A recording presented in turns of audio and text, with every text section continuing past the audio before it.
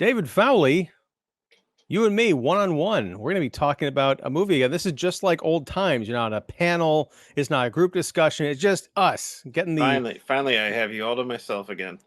Oh. I don't like to share. Well, we're going to share a lot tonight because the movie at hand is something that I think we're going to be divided on. It's a film that, for once, I really like. I actually like a movie. It's shocking, and you do not care for this film at all. We're going to get into it. This is Retribution, which is in theaters today. We got a chance to watch it at home, and some people might argue that's the best place for it. I'm going to blow your mind further, David. Not only did I really like this movie, I recommend it as a theatrical experience. Yes, this is the 9,000th Liam Neeson movie to come out in the last decade. I would say I don't even know you anymore, but I guess that wouldn't be true. All right. What is Retribution, David? Set it up for us. It's a movie that's better than Barbie, according to you. And yeah.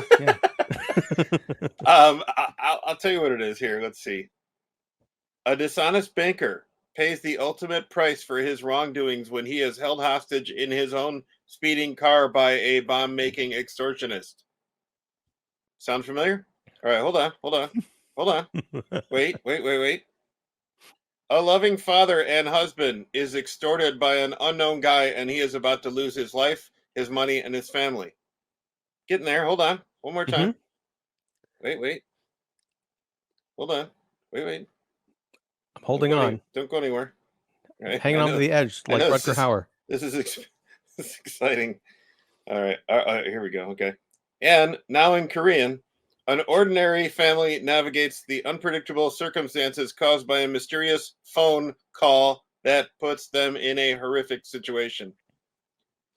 In case you were wondering, I just read each synopsis for the Spanish, which is the original version, the German, first remake, the Korean, third remake, and I don't even need to bother with the synopsis for the Liam Neeson starring thriller, Retribution. All right, I guess I will. A bank executive receives a bomb threat while driving his children to school.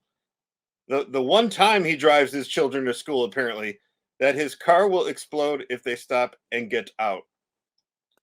Like, these are the laziest synopsises. Of course, they all come from my IMDb. But, like, I haven't seen the original. I really want to because I was so bored in this movie. This Liam Neeson thriller. Why do you keep saying Liam Neeson? Liam Neeson thriller. Oh, okay. Liam Neeson. It's like Neeson in Gran Turismo when our boy calls it Nissan instead of Neeson. Spoiler alert! Now I can't see it since you just spoiled it for me. I'm sorry. All right, whole movie's down the tubes. It's down the tubes. Liam Neeson, Retribution, a 2023 thriller coming out at the end of August, which is the equivalent of the beginning of January. It really is. This is dumping ground month. We've had, The Last Voyage of the Demeter. We've had Blue Beetle, which by the time this comes out, I will have seen it. We'll have talked about it, but it did historically bad at the box office this weekend, and now we have this movie, which I don't want to put any bad vibes out there, but I don't see this setting the charts on fire. No, and I think that's unfortunate. Now, look, I understand that isn't this a Lionsgate joint, and it's a Schindler's List reunion, but yes. Yes, with Liam Neeson and Embeth Davis, both. Schindler's List, 30 years old this year. Hey, Embeth Davis also 30 years old this year. Yeah, right. Army of Darkness was also, I believe, turned 30 this year. She was in that. Yeah. Yeah. Now they're back together. I hadn't actually put that together until like the day after I watched this. I was in the shower thinking about it, not thinking about Embeth Davis or Liam Neeson in the shower, just making those connections, lathering up my hair. So yeah, I'm gonna just come out and say it. I really like this movie. I was emotionally invested. I think this is a reminder that Liam Neeson can act. And it reminded me a lot of his character from Love Actually. I think the practical effects in this movie are stunning. I think the only like bit of noticeable CGI that I could really pick up on was the literal cliffhanger or bridge hanger ending when it's like, yeah, they recreated this bridge on a soundstage and just put a bunch of lights up in the background to to make it look like daylight. And we won't get quite into spoilers yet, but yeah, I the thing is, and I understand this is the third remake of the same concept, but it got me thinking about the movie Speed because, yes, of course, Sure. people trapped in a vehicle, they can't, it's not that they can't stop moving. That's not the conceit of this picture. They don't have to drive fast. They just can't get out of the car because the bomb is pressure sensitive underneath the seats. So if they leave the vehicle, it's like stepping on a landmine, right? If they were smart, and they're not. If they were smart, they would have done like uh like in America, like maybe West Coast. Sandra Bullock is the main character, and she's playing the same character that she played in Speed. Only now she's married with kids. No, S- no, No, no. no.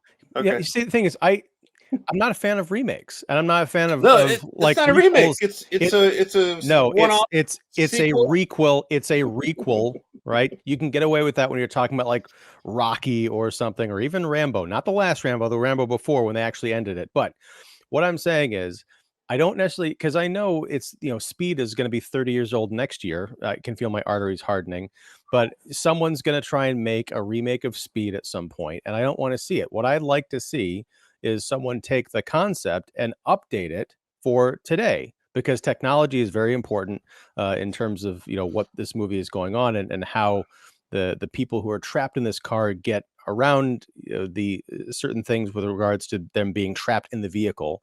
It's also how they deal with the cops and how the bomb maker controls their movements and stuff. So I think that's kind of a cool idea. But the Love Actually connection, in that movie, he was a grieving kind of a husband who was trying to get and connect with his young son, and he was just kind of emotionally unavailable. He didn't quite understand how to connect with his kid.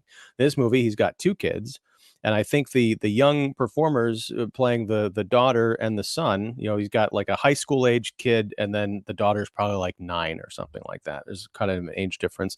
I thought the performances were great. I didn't think here's a couple of kid actors. I didn't think they were written like, the constantly sulky, unlikable modern teenagers. I think they had just the right amount of, teenager dumb and like little kid interacting with the teenager sibling rivalry to be realistic. And I think that when they finally had to come together as a family, emotionally, I think that really worked. Yeah, there's I think there was a lot in here to recommend beyond the conceit. And what I really liked, I think the big highlight for me is that I have not seen the other 8,000 Liam Neeson movies that have come out this decade. Well, maybe that's why you like this movie. Well, right. I haven't put myself through that. In fact, it's funny because I don't know if this is an in joke, but when he first picks up the phone, the because it's an anonymous thing, what's on the phone screen? Unknown, a Liam Neeson movie from 2011. But he's not an ex like Navy SEAL or British Secret Service agent or leg breaker from the mafia who the wrong guy crosses him and he's going to go get his revenge. He's just an investment banker. He's just a dishonest banker who likes boxing. Boxing? I missed that. Oh, well, That's how he starts out. I don't know where he was. If he was in like his upper level workout room or something, but he's like boxing, and you could see like it's the window. It's surrounded by windows and everything, and natural light coming in. yeah. And he's in like a sleeveless little sweatshirt thing. He's like, and then he gets interrupted by the call. It's like, oh man, cool. Liam Neeson's working out, working up a sweat. Go Qui-Gon, and and then and then here comes his vision quest, Matthew Modine. Yes, or Stranger Things, Matthew Modine for the kids out there watching. There you go. There you go. But yeah, and honestly, when Matthew Modine shows up, that is the most. I don't have proof of this, but it just felt like this is the most. We started filming this during COVID, So we're just going to have Matthew Modine call in on his actual cell phone and capture that footage and read the lines because it's so stiff. It's also the most, oh, here's our bad guy. No matter what happens, this is our bad guy. No, here, let me, and this is where, as Mark likes to say, I'm Called it going to right turn it, away. I'm going to turn in my film critic card. And possibly this is because I had seen the trailer for this a while ago. So if you've seen the trailer, you know that there is a point where it turns out it's not just the one bomb, it's other bombs planted around the city, people that Liam Neeson's character, Matt Turner, knows. And there's a big scene where Matthew Modine's character is like, "What's going on here? How could you do this?" And Liam Neeson has to kill him or make it look like he's going to kill him. So he's a victim as well, or allegedly. And yes, spoiler alert. Thanks, David, for not even giving me a chance to put up the spoiler tag. Oh, jeez. Hey, that was just my prediction. It may or may not be the case. And again, I am ashamed because, we're both Chicago film critics and I overlooked, maybe it's because I was so honestly wrapped up in the story and these characters that I overlooked Roger Ebert's law of the economy of characters, which is you've got a certain set of people in a movie and one of them is going to be the bad guy because they don't introduce the big heavy out of nowhere, at least in a good movie. Or, well, maybe not, I don't know, because you don't feel like this is a good movie. I understand that. It's not like they're going to come out of nowhere in the last 10 minutes and it's going to be someone you've never even heard or seen of. Well, I guess they kind of did that with The Strangers, though, but that doesn't count. Yeah. So yeah, I guess we can talk spoilers, and if you don't want to know, then don't turn back now. Our high level thoughts. So I'm just going to go ahead and put on this banner. Maybe before we talk spoilers, I mean, you can still put it on there, but there you go. Since I'm curious because you started out saying you understood why I wouldn't like it, even though, and others, even though you liked it. So I guess, could you talk more about that? Why do you, since you like it, how do you understand why some others might not? Because I think it's easy to get caught up in the whole speed thing. It is a conceit that we've seen before and probably in other movies because I know Speed was hugely successful and had imitators, including, Speed 2 and all that. But yeah, the idea of there's literally a ticking time bomb. There's characters who can't leave a situation. They have to keep, moving or whatever, going around the city. It is, if you were to step back, yes, I probably should have seen every single bit of this coming. But what I liked was the performances of all of the three main lead. And Beth Davids was okay, but she was given kind of the least to do because I think she has the least amount of screen time because her character is not in that vehicle. She's separated and she shows up, here and there, like for the hostage negotiations and stuff.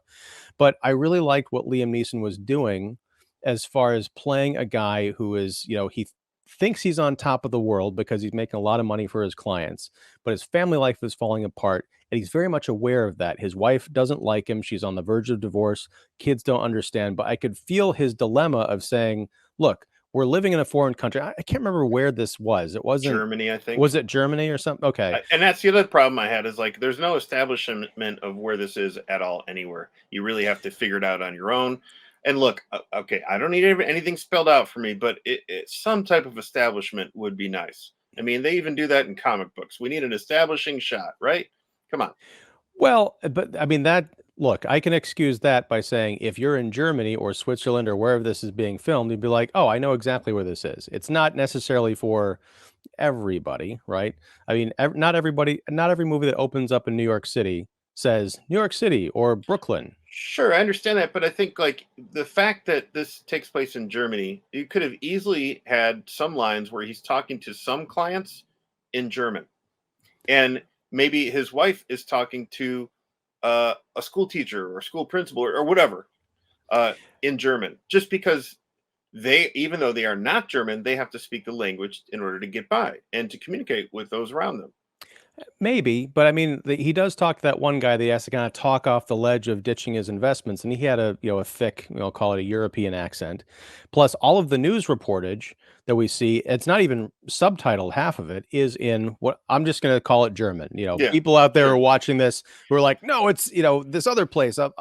Pardon our ignorance here, but we're just going to call it Germany. So there's enough there that again, if you're getting caught up in the fact that they don't establish where it is, then I don't think the movie's doing its job, at least The, not for everybody. And I appreciate that. yeah, there is one line I think I remember where it says the muffled bomber voice on the other end of his well, not really his cell phone, but the placed cell phone in his car said, if you don't do what if you don't do what I say exactly, I'm gonna blow you. The explosion's gonna be so big, you're gonna wind up in Austria.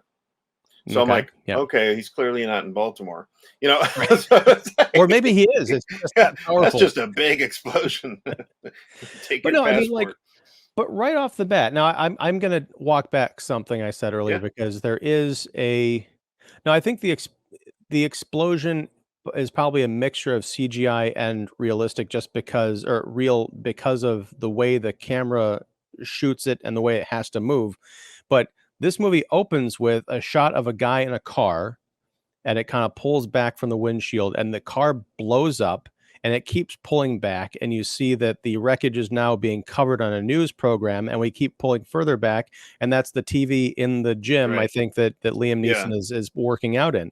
Again, I think it's a very interesting way to open up your movie and kind of it almost sets the stage for this is how the perception of everything is getting skewered. You're going to have to telegraph this, out because as this rampage is going on, the media, probably rightfully so, thinks that Liam Neeson is the bomber going around, detonating all these cars because there are, I think, 3 or 4 other bombings and attacks throughout the city Hmm. during this, 8 hours or whatever.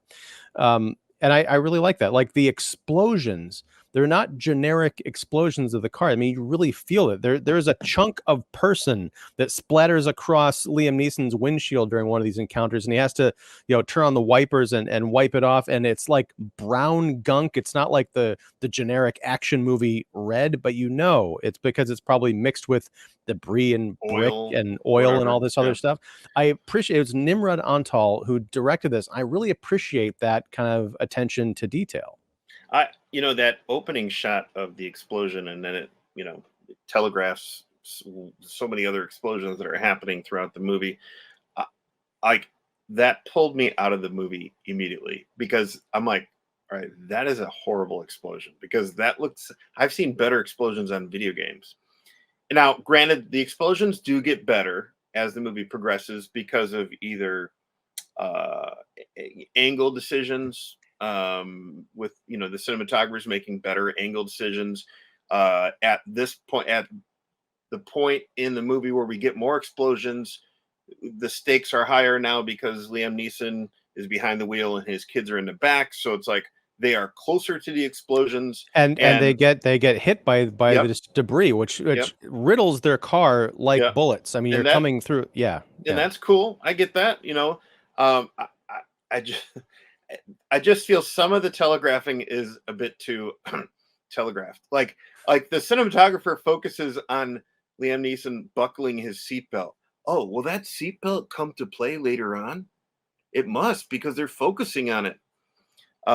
Talk about Ebert's law of economy of characters. There's got to be a law of economic shots.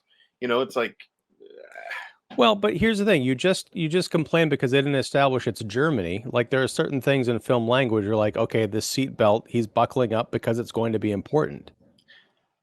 right. And I don't know. To me, I just feel like, don't, I mean, I hate it when dialogue spells that out too much. That's just heavy-handed kind of laziness from a screenwriter. But sometimes there is heavy-handed visuals.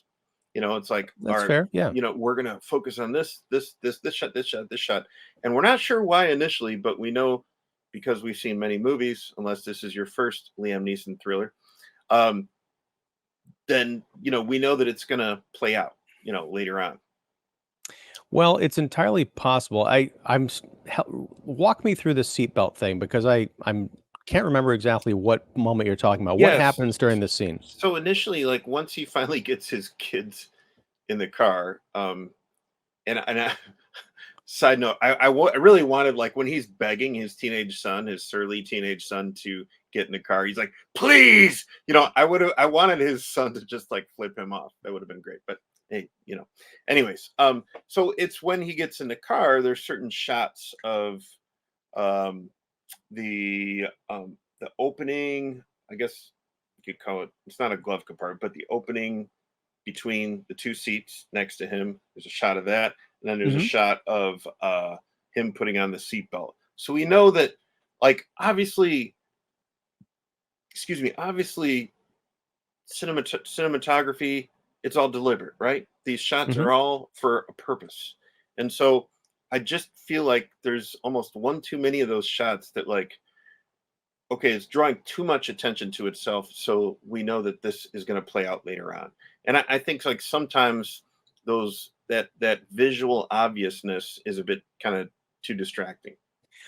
See, I didn't take it that way. I took that. I loved all that establishing shot Hmm. of getting into the car because it sort of establishes. It's almost like if you're going to have a siege movie, you're going to establish where the characters are in relation to parts of the house. Hmm. Like here's the kitchen, here's the basement, here's the stairs and like any back rooms and all that stuff.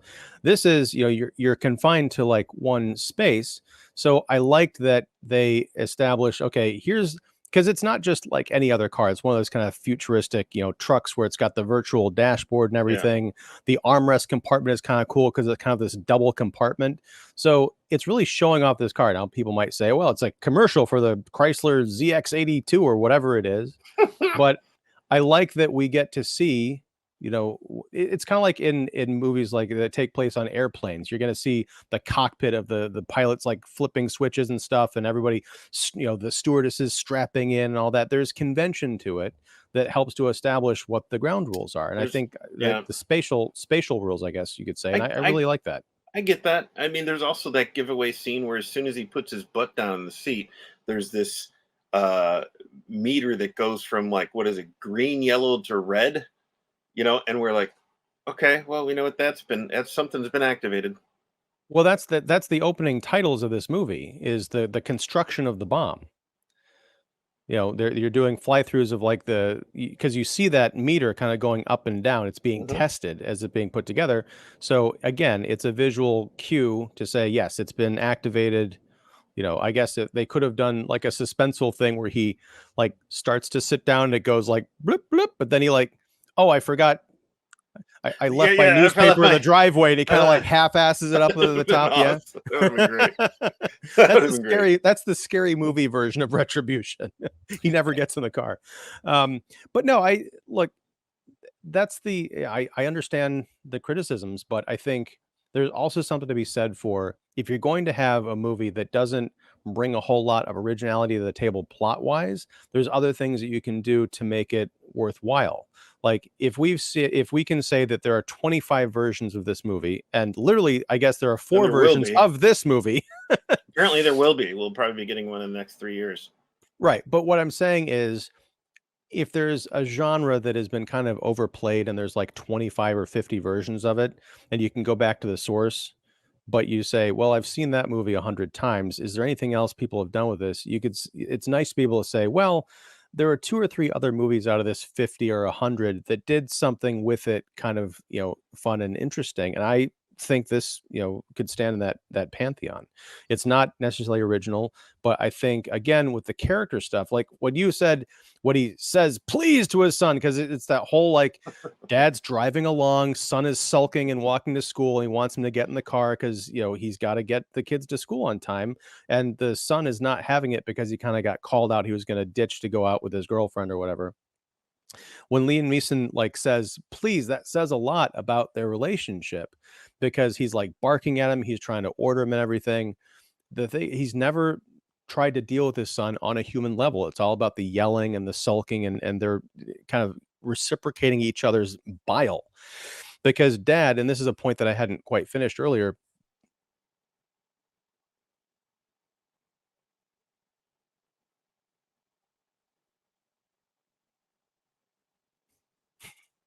I cut out for a second. Are you You back did. with me? Yeah. Yeah, sorry. Okay.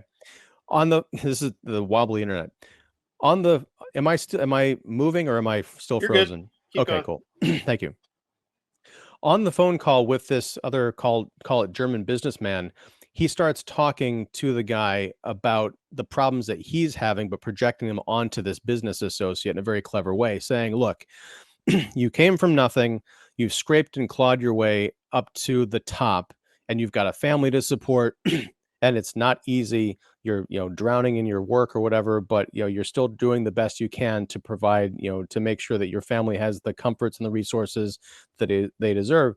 And that speaks to, I think, what's going on with his character throughout this movie.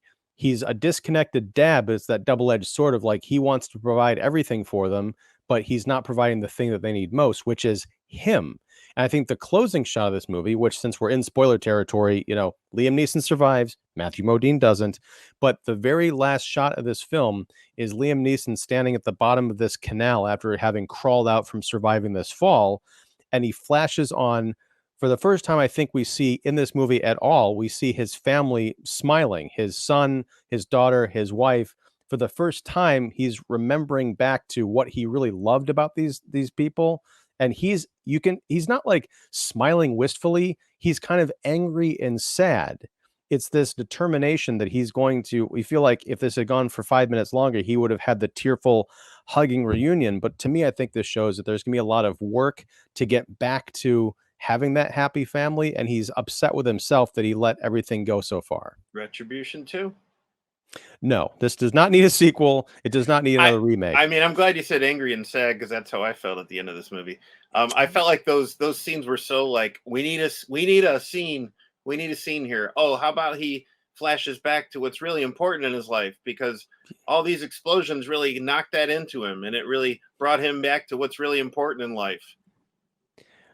Well, yeah, I mean, but let me ask you that: what is wrong with that? I mean, heavy-handed. I mean, it's just like it's no more heavy-handed than the end of Die Hard when you've got the reuniting of the Gennaro family. Sure, but we didn't right? Do we need a scene where John McClane flashes back to that one happy Christmas we had years ago? Well, no, because his family's there. That's the difference. Okay, but in this movie, his family's been separated from him after he goes off on his own. Look, even if he would have, and I do like the scene where he drags himself out of the canal. He's exhausted. He's beat up. If he would have found, barely made his way to a park bench and just totally loses himself and starts crying, and that's how the movie ends. What are we then to believe? It's obvious that he then realizes what kind of dishonest douchebag he's been to all the people that mean something to him in his life. Well, I don't know that's the thing. I don't know that he's been a dishonest douchebag, right? I mean, it's there in the synopsis, dishonest banker. Well, no, but that was the synopsis from one of the previous versions. Well, we have not seen the other versions, the film that describes. But Matthew Modine's character, I think, is definitely the dishonest douchebag. Sure. I mean, Liam Neeson. I don't know, because Neeson, even his son can tell that you're a liar, Dad. You're a liar. You're lying. Well, right, but I mean, but that's different. That's the context of business, of him trying to talk this other, businessman back into keeping his investments with his firm. That's different than swindling him. Well, you're persuading somebody to stay in when they want to get out. That's not lying. You're trying to help them. You're trying to help your client make a financial decision that would ultimately benefit you, not necessarily them.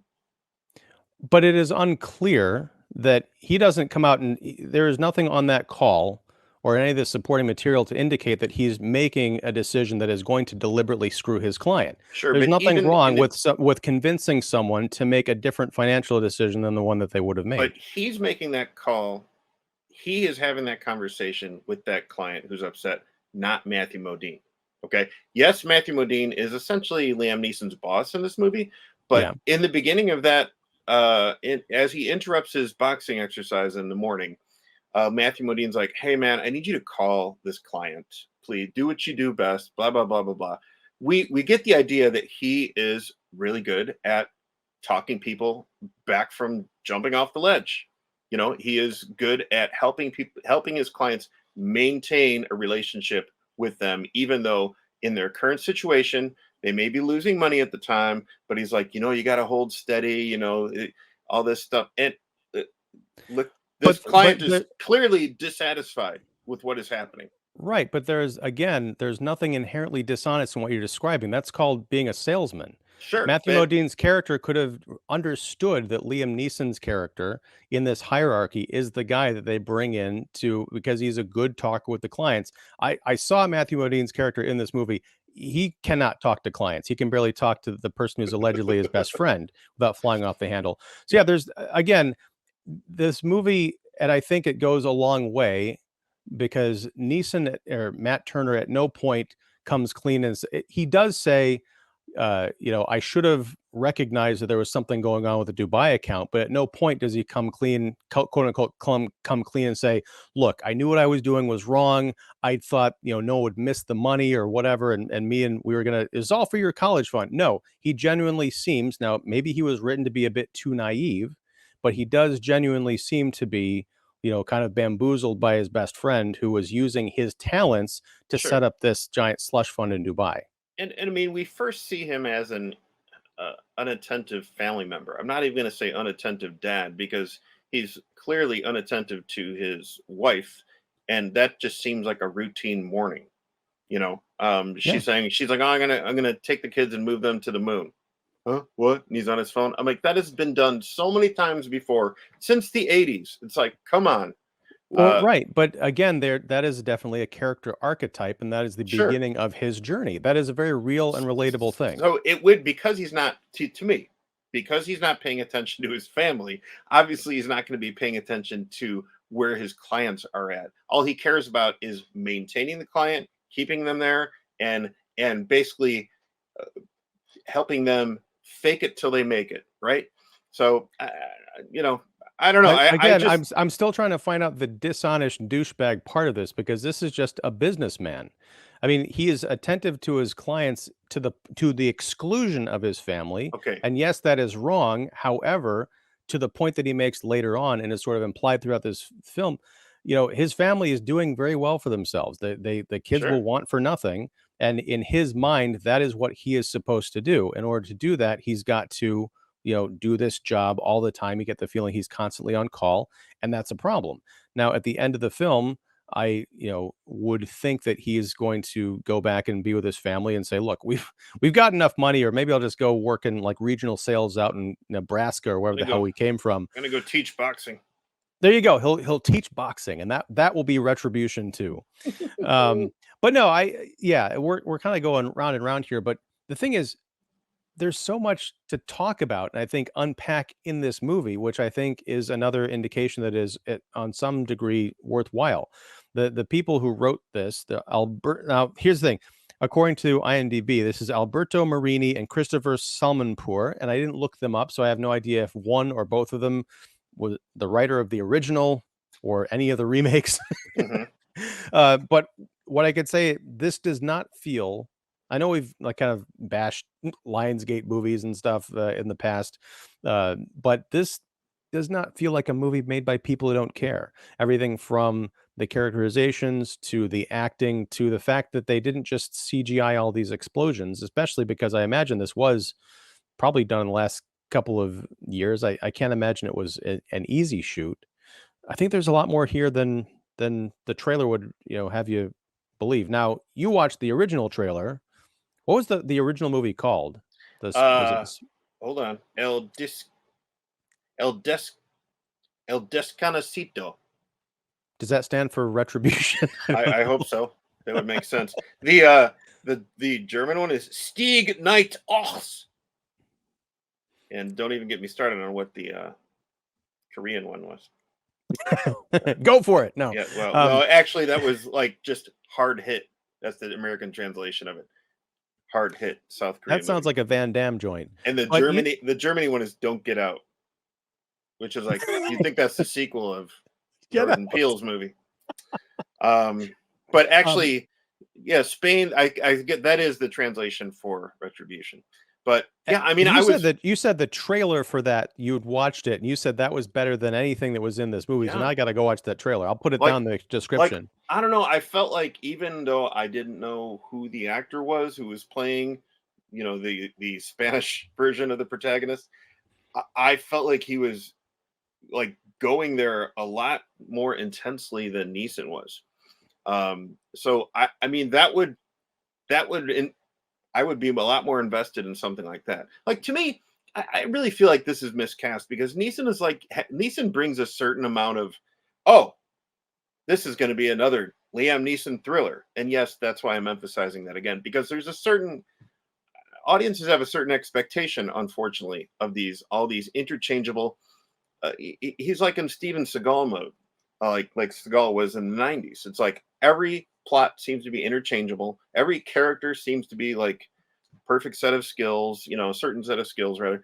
You know, I mean, while I was watching this, I was recasting this, and I'm like, huh, what's what's uh, uh what's Paul Giamatti doing?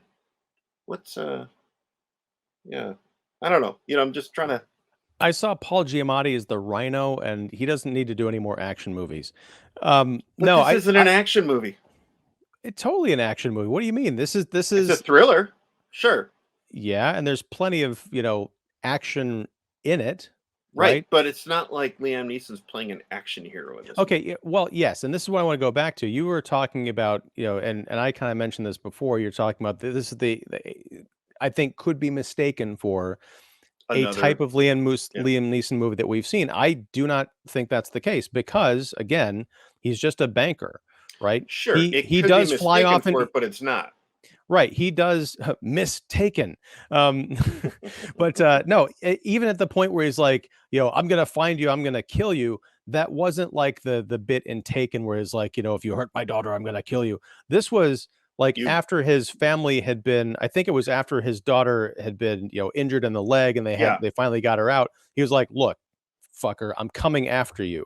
Now, that is the end of his rope. I don't have anything left to live for because I've got snipers on me. The entire news media of the world is looking at these 4 terrorist bombings in Germany, and I'm the main guy in the news. I'm the new Bin Laden. So I'm going to come get you if it's the last thing I do, because it probably will be, but it's not, the crazy heroics. He drives, he's like driving around. He ends up like driving into a very slow moving protest.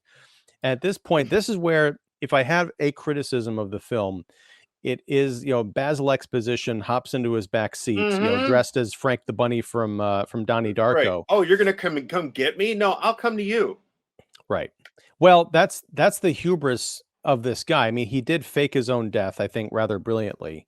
And again, there's the passing train, which Train because schedule. right at well, yes, that's how we know where it is, because he does say that's the thing about Germany, the trains run on time, It's which train is a schedule in an abandoned factory. yeah, Yeah, you can but figure that out. how can you do? Okay, all right, whatever. This guy is he's managing hedge funds in Dubai. I think he can bribe someone to say, "Hey, when's this freight train supposed to be coming?" I don't know. But again, if you're wrapped up in the details of how he knew that train was coming on time, I think that there are other problems going on. I did not have a problem with that There are a lot of exchange. problems going on. I did notice that, because I wasn't sure what this protest was. Maybe it was culturally specific. I did see that one of the signs in the back said 2 + 2 = 4. I'm like, now they're just making stuff up. I don't know We're what's going on. yeah, we're protesting obvious math. Yes, down with the new math. But no. So yeah, the climax, I think, is the weakest part. Although we do get that close up of the seatbelt, becomes very important. I really Um, wanted him to like undo his seatbelt and then hang on to it. You know, no, because then he would have been sure. complaining about him Yeah, hanging from the yeah, seatbelt is yeah, another yeah. cliche. Right, I'm right, not gonna lay you off the hook with that one. right. But yeah, Matthew Modine does a lot of monologuing, and I feel like that should have been the other giveaway. Kids, this is a great tip on how to watch movies, I because you don't yeah. have a character like Matthew Modine, even though he's kind of been off the radar, for a while. People forget her.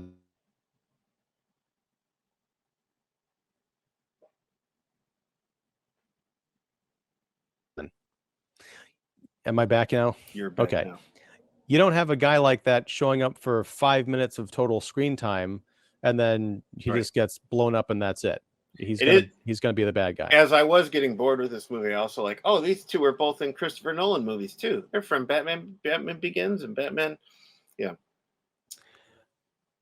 Oh, that's right. Yes, I forgot Matthew Modine was. Wow. Yeah. So there you go. It's Yeah. for no other reason. Go see this. Pay the big money to see it in the big screen this weekend, so you can see two reunions: Christopher Nolan and Steven Spielberg. Yeah. The Schindler's List sequel, or yeah, a one-off, spin-off, or a Christopher Nolan completist. This movie's for you. Yeah, I mean, again, obviously, to me, this movie was not as memorable as it was to you. Yeah. Is this okay? Hear me out here. Schindler's List 2 Retribution. You know, Germany had it coming because they're just blowing up buildings all around the. Sure, sure, that makes sense. Makes sense. Yeah. So, yeah, I mean, I was even looking at, like, does Liam Your Neeson watch? have No. does Liam Neeson have a way to uh make up for this? You know, I was looking at he even, remember that movie Ice Road that came out? He's even No, doing a I didn't. sequel. Exactly. It's a Netflix film. He's even making a sequel to that. I'm like, Now, dude, here's my question. I will watch Ice Road 2 if I won't even watch the first one. I'll just watch the sequel. If the title is Ice Road, but there's like two eyes, that would so be it's the awesome. two. Yeah. So far it's called Ice Road 2 Road to the Sky. What? And he's still supposed to play the new Frank Drebin Jr. in Naked Gun. Dude, he's too old. I had not heard that. What? Even Leslie Nielsen was young when he looked old. This guy is old when he looks old. He's going to be in a new Naked Gun movie. Oh, yeah. Playing. It's still on tap. I mean, they've been talking about it forever. This the one time I'm going to say this. I hope these strikes go on indefinitely because that is a horror that the world does not need to witness. Yeah. My goodness. Yeah. Anyway, well, yeah. I can see the connection. Neeson. It's like an Oprah Uma thing. Yep. Yep. Oh, sure. Damn it. Anyway, well, we're going to wrap this up.